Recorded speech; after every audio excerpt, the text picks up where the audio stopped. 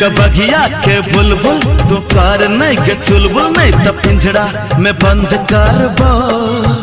तोरा दिल सा लगे हम अपना बने बताब तोरा पसंद करबो।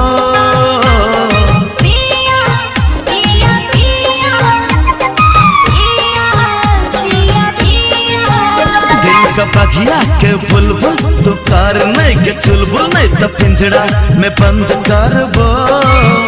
तोरा दिल सा लगे हम अपन बने बताब तोरा पसंद करबो।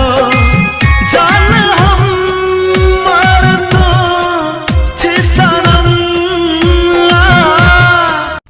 सबसे प्राउड फीलिंग तब आती है जब कोई कहता है मैं तुम्हारे पापा को जानता हूँ, वो बहुत अच्छे आदमी है।